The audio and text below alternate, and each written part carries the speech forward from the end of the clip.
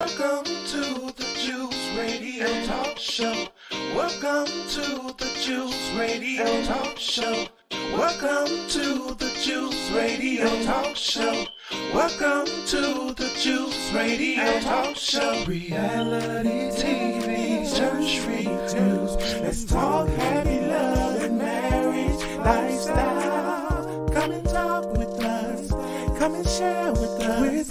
Come and laugh with us. Come on and pray with us. Regina and Clovis, special guests. You should be following your lead. Bless. Subscribe on YouTube. Listen on podcasts. We live on IG and Facebook. This episode is sponsored by Truth and Triumph Ministries.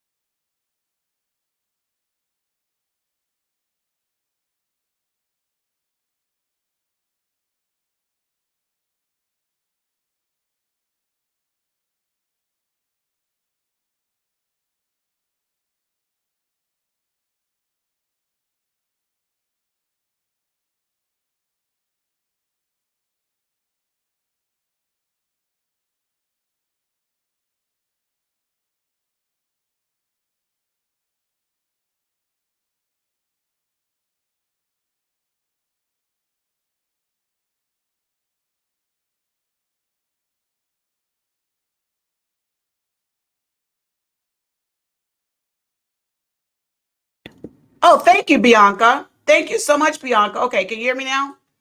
Thank you, Bianca, for that. I'm so glad you were here. All right. So Kroy Biermann and his wife here, Kim Zolciak, and thank you, Bianca. I was moving furniture around today and hit my mic. They were going through a situation financially where they're going through divorce, going through problems in their marriage and everything. And they ran into some financial problems. So I want to talk to you all today as we go live here real quick, talk about mental health, talk about the realities of reality. And also I want to talk a little bit about living in your truth. Thank you, beautiful. Thank you so much for that. Appreciate it. I would have ran this whole video on mute. Thank you, beautiful. All right, so you guys, let's talk about this. Now, Kroy Biermann has been ordered to surrender over his leased Rolls Royce. Now, TMZ ran this story back in June of 2023. So this isn't something that's just happening, but there is some update to the story. Kroy has this Rolls Royce, which we see here in the back. And now he leased this vehicle. Now, you guys know what I do over here on the Juice Radio and Talk Show. I also do finance. I love talking about finance and the smart ways to do finance. And so as I talk about this story, I'm going to tell you some tips and ideas that I think they should have done. I'm not talking about this and let's say from a legal perspective. I'm giving you my viewpoint of what I think they should do. I'm not saying I'm your lawyer or I'm your counselor, but I'm just saying I'm giving you some free advice. All right. What people do when they get into these lifestyles, first of all, that they feel that they have to live these lavish lifestyles to try and fit in to places that have these high price tags, it begins to be a problem when you start having financial burdens. Kroy and Kim are examples of exactly this type of thing. Yes, at one time, Kroy was a football player and Kim was this famous celebrity on reality shows, and they were bringing in great income. And at the time, of course, they were able to probably sustain their type of lifestyle living. However, when things start to change and your finances are no longer what they used to be, what people have to understand, you also have to have your lifestyle to make those adjustments to change as well. And what a lot of people do when they get into these high ways of living, these lifestyles, even some of the lower ways of living, but when your income is no longer meeting your lifestyle, then you have to make adjustments. And one of the things I love to tell people is don't make your adjustments based on what your neighbor is going to think about you. Don't do that. Don't look at your situation and think, well, I can't do this because I'm going to be embarrassed about what they say. Don't worry about them. You still have to live your life. And understand this, people. Even if you're going through a hardship financially where your income is no longer where it used to be and there's some adjusting taking place, it's okay. It's not to say that you will always be in that position if you do things that are right. Now, let me go to my spiritual part for a second here. I am a firm believer in doing unto others what is right. Because I'm a firm believer that word karma that you guys use is another word for saying that God would get you if you do something wrong to somebody else. Examples like this. Kroy's leasing this vehicle from BMW Financial Services.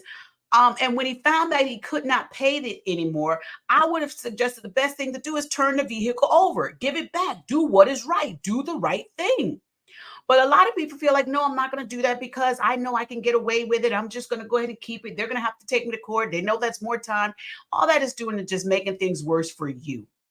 I'm going to read the stories here. I have 2 stories that I pulled up, news articles, and I'm going to read those. I also dropped the link in my description. Y'all know what I do here. I share the information. If you would like to go ahead and read the full articles yourself, you can have that as well.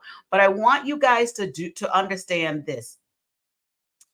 Your life does not have to change in a negative way if you do things the right way, even if it means your income is now adjusting. All right.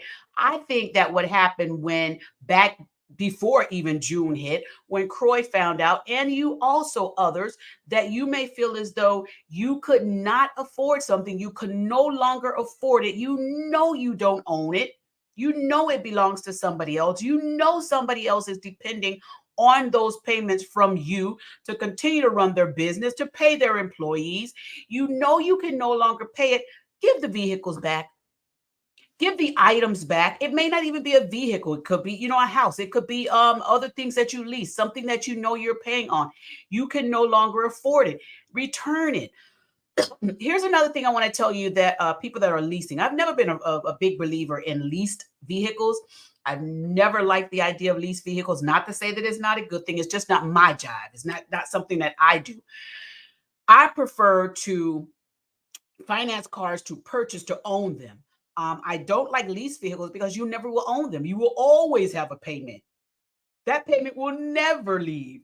Even when you pay that vehicle and that lease term is finished, guess what? If you don't buy it out, you're going to end up having to continue to pay. So I always like to tell people, when you're doing something, make sure that it's going to fit you and be able to help you. So in this situation, when Kroy decided he could no longer pay the vehicle, the amount, he should have just went to them and said, listen, I can't afford this one. Can you give me a different one? Can you give me another vehicle?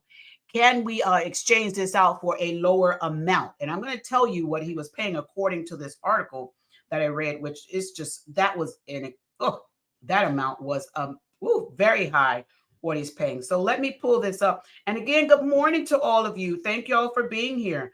Let me pull up this article so you guys can take a look at this. And I'm going to go ahead and share this screen so we could read this article together.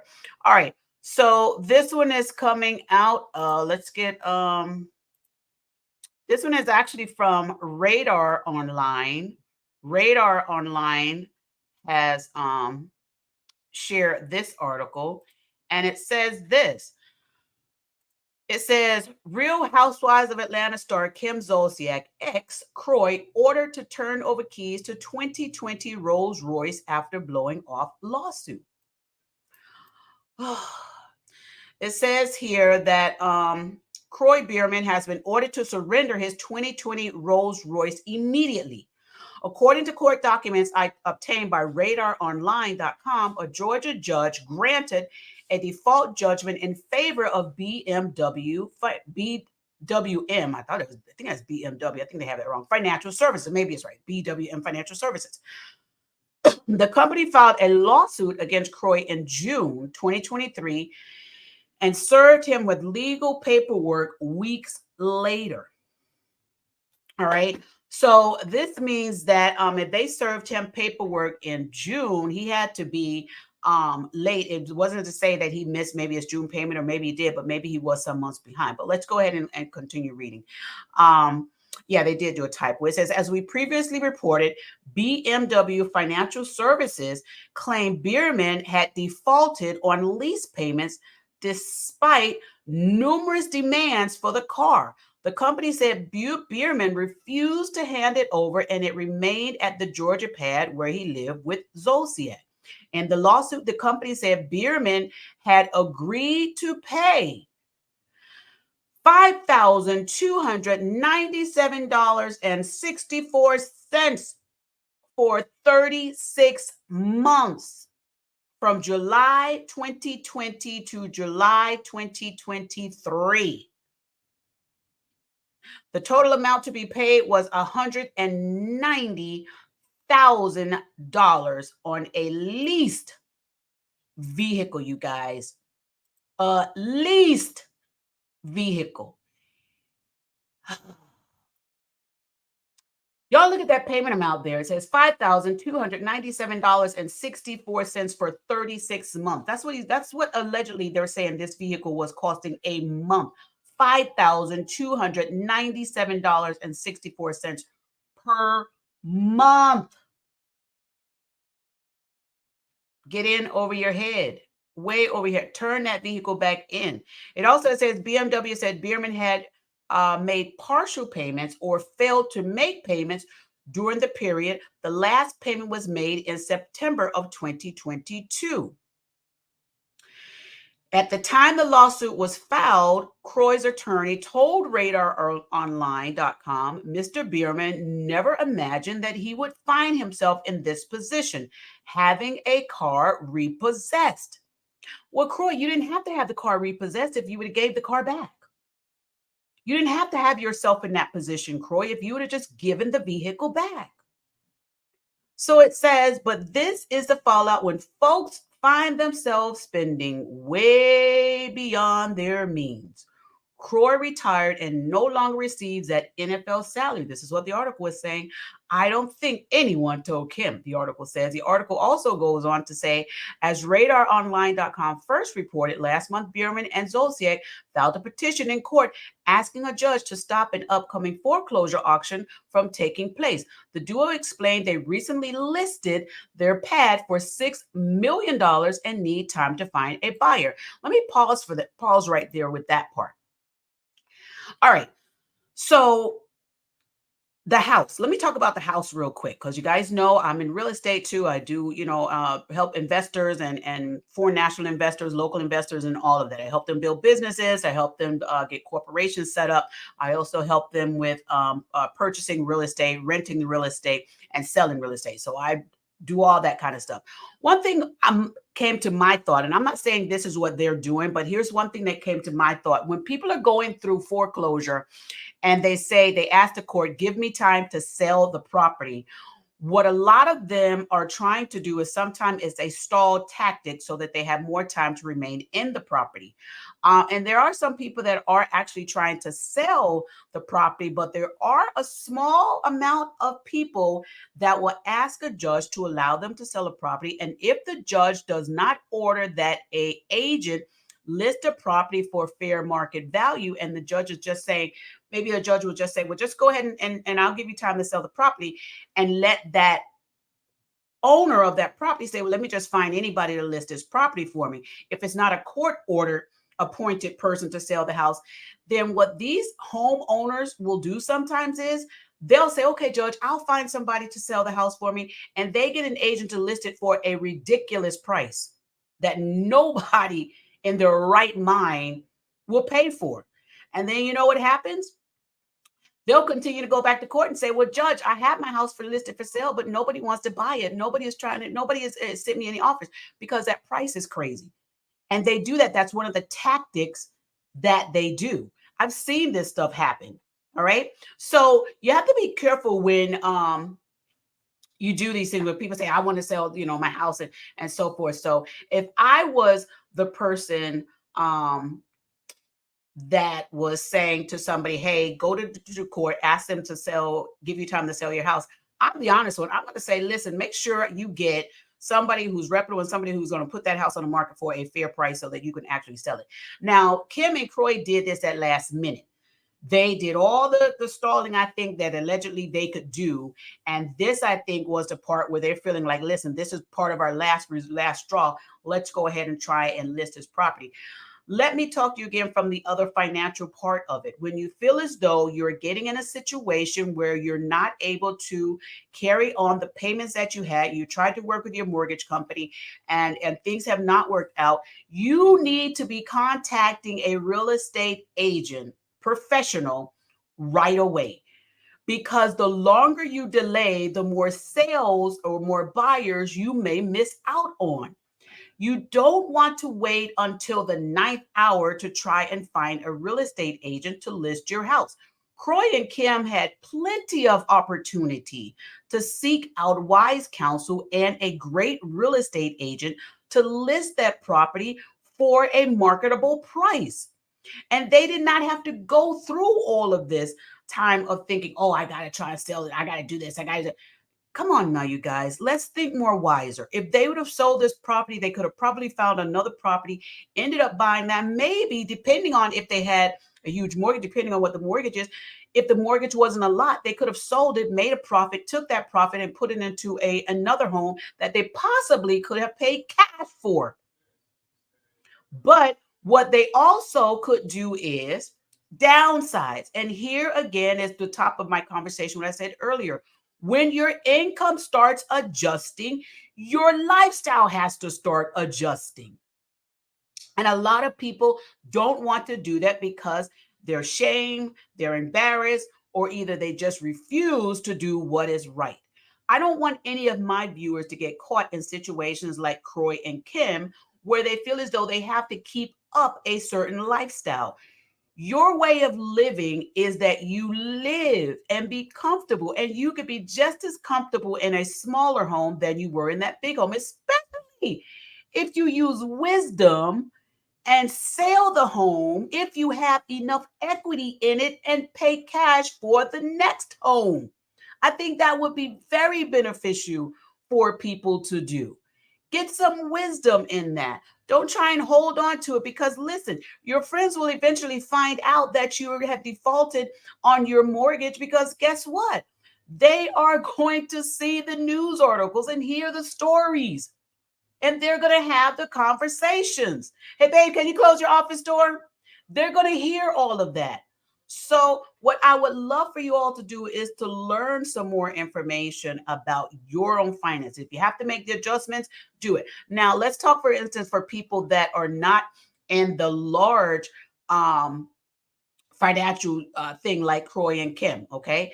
And again, I have dropped the link for this as well. But let me talk to my viewers about some of the real importance of you yourself, okay? You may say, well, I'm not in Kim's position. I'm not in that position financially. So hold on.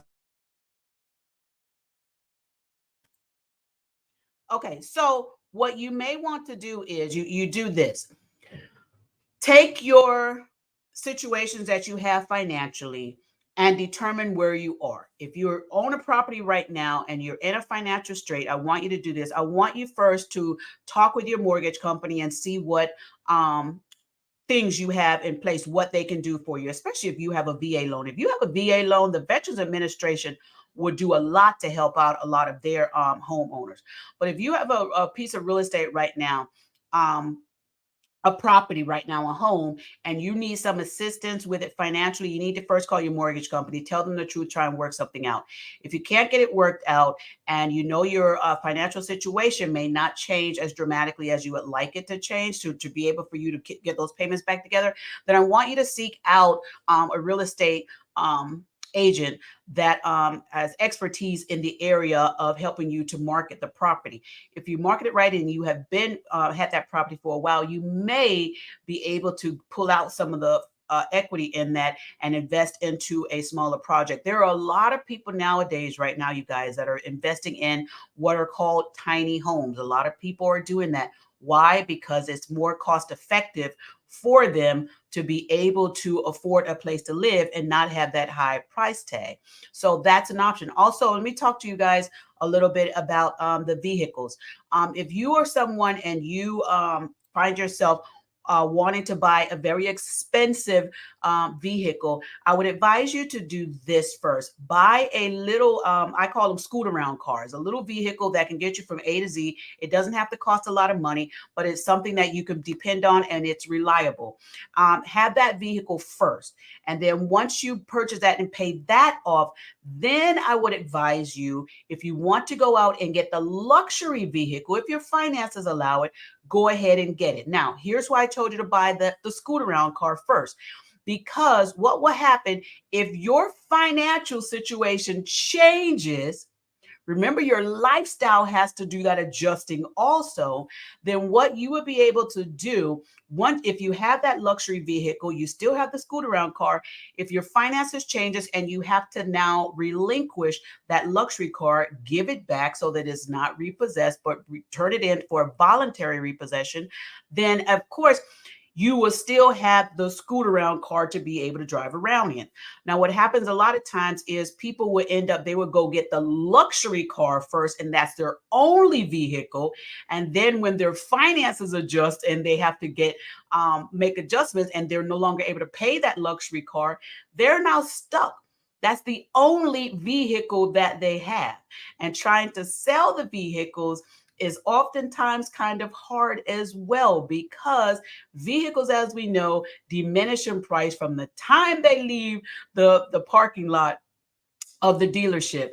They decrease in value. Okay, so you want to make sure that before you make these luxury purchases, make sure that you have a plan in place in case that luxury purchase falls through or you're no longer able to keep up those payments on that luxury vehicle. Okay, it's okay to downsize, have the small car. I've got what I call a scoot around car. My husband has a vehicle that's paid for, and yes, we have a luxury vehicle that we're making payments on as well.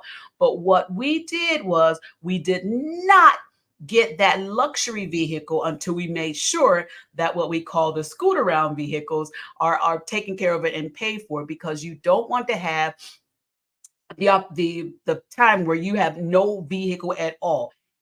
And again, you guys, it does not matter what anybody says about what you drive or where you live or what you wear. What matters is that you're comfortable, that you have clothes on your back, you do have a place to lay your head at night, and that you do have a vehicle to drive around in. And even if you don't have a vehicle, there are several forms of transportation that are public transportation and paid transportation that you can do as well. But let's get back to Kroy and Ken, which is a great example of others that need to understand your lifestyle does not have to be with the approval of someone else looking at you, because they're going to look at you in a negative way, even if you default on it anyway, especially if you're in the public eye. So I would say jump ahead of all of that and don't be ashamed to make the hard decisions for your financial lifestyle changes. It's okay, because again, like I said at the top of this video, you may not always be on the downward. You may be at one time able to bring your finances back up. I have seen it happen. There's been a lot of people that were up here high and then their finances dropped and their lifestyle dropped. And guess what happened? They kept the adjustments, they kept it going, and they were eventually able to get right back up there on top and get those finances back up. So don't be embarrassed or ashamed because your lifestyle and your finances change in life, but make the adjustments that are going to help you to keep your dignity while you go through the process of the adjustment of your income and your lifestyle. It is totally okay to give up the big, beautiful dream home. Eugene from Married to Medicine said it best when him and Toya were in the room talking about debt and finances. He said, we're living in our biggest debt. And he was absolutely right. Start there. A lot of people try to keep the largest debt and try to get rid of maybe some of the smaller ones. But really, when it comes down to it, when you really need to make adjustments that are major in your finances, then you want to look at the major debt to get rid of those also. Okay. So, you guys, don't be embarrassed about the lifestyles that you have to change. Don't try and be like the Joneses. Don't try and be like the Sam. Don't try and be like the Lord. Don't try and be like the whoever they are. Be you and make the adjustments in your life that will financially fit your life. Okay. Because you want to be able to sleep well at night, even if it's in a mansion or if it's in a tiny home. But you don't want to be worried about, all the financial problems that are going on that you could make the adjustments to if you just understand if you can no longer afford it, go ahead and keep your dignity and just give it back and start over. I'm sure that Kim and Kroy had several opportunities to maybe sell the vehicles, sell the houses, sell the handbags, sell all those things, take that money, put it into something else that maybe, yes, it would have been less. Maybe their friends would have said, yeah, you're going through this, financially and you're living less and you're not shopping at the same stores anymore. But that's okay. We have to stop letting people live our own lives and stop trying to create a lie and call it your life. All right. Be okay with the adjustments. All right. All right, you guys. I have the other article in here as well. I want to say hello to those that came in. Good morning, Robin. Thank you for being here. Thank you so much, Gwendolyn. Thank you so very much for being here. So happy you're here. I'm going to be coming on probably later on as well. And I have some other news articles I want to talk to you guys about. Thank you so much again, Bianca, for helping me out this morning on that. Hello, Reality with Krista Marie. Thank you, beautiful, for being here. No, you're not late. You're okay. You're all right. And I love your channel too. Love your channel. Hello, beautiful Naughty Love Movement. Thank you so much, Naughty Love, for being here. Appreciate you also, girl. And you have a great channel as well. Y'all check out Naughty Love channel as well. And yes, Reality with Krista Marie, tonight at 6 p.m., we have right here on the Juice Radio Talk Show, we're going to have our 90-day fiancé chat. So that's an open panel discussion. Everyone is welcome to join us. The link is already dropped on our YouTube page, and you can go over there and click it and get ready to come right on screen. And let's have a fun conversation tonight at 6 p.m. And following that, tonight at 7:30 p.m., we have our church news with Real Talk Live with Bishop Kimbrough will be here tonight in studio as well. Yes, Naughty Love, cars are the worst investment. They are. But you guys, if you want to invest in luxury items, make sure that that luxury item is not your only item, okay? Get the scooter around vehicle first. Let the people talk about you and laugh at you. My husband and I remember we would go to 5-star restaurants in our scooter around vehicle. And my husband, one time he said, well, I'm not going to valet this car. I don't want the people to, look at us like, what is this? And I said, that's okay. We can park across the street and we can, walk over. And we did that. And then a couple of times I was like, listen, I don't care what they think about my scooter around vehicle. I'm hungry. I don't feel like walking across the street. Go ahead and pull in valet. And we did that for quite some time. And we were okay with it because, again, we were able to afford the luxury food because we weren't paying the luxury price for our car. All right. And then as our income adjusted, then our lifestyle could adjust. But one thing you never want to do, you see how my hands are? Income, lifestyle. You never want your lifestyle to be even with your income because that means you don't have any money for savings. You always want to have your income, your lifestyle to be always lower than your income because you never want your lifestyle to be paying more than what you're bringing in. A lot of people, what they do is they do this. They have their lifestyle to be way over their income, and that's why they get into trouble. So even a lot of you that you feel your lifestyle is at the same level as your income, you're still in trouble.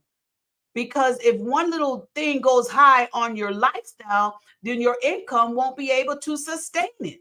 So you always want to make sure that your lifestyle is always lower than your income, which means don't try and live in the clouds if you're down here on this ground. And it's okay being on ground level.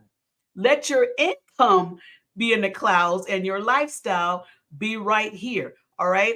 And as your income starts decreasing, your lifestyle don't stay the same, even though you say, well, it's still this, it's still not at my income and we're still not even. No, as your income decreases, even if you're still down here with your lifestyle, your income decreases, your lifestyle still needs to decrease, because you always want your income to always be more substantial than your lifestyle spending.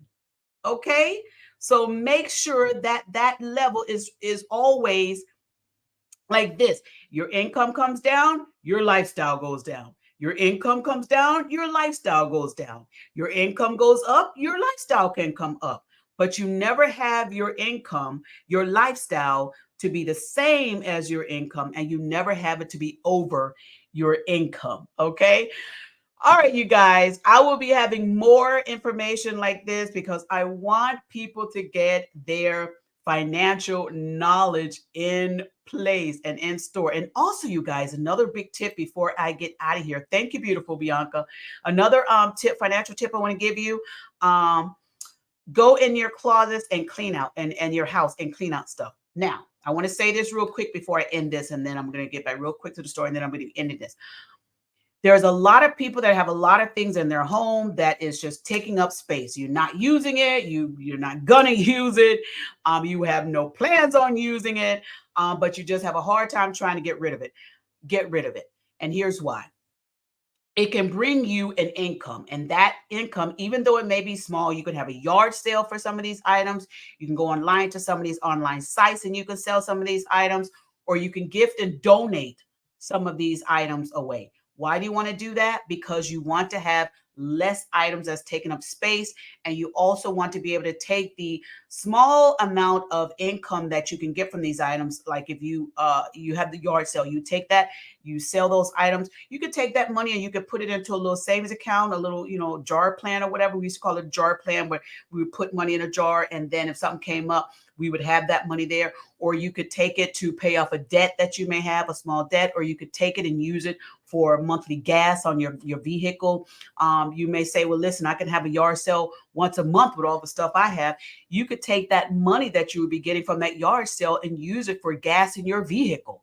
That's an additional income just because of the stuff that you have in your home that you're not using. Also, I did a video that's on my channel about cleaning out these storage units. A lot of you are paying hefty money for these storage units, and you have not used any of those items in there for years.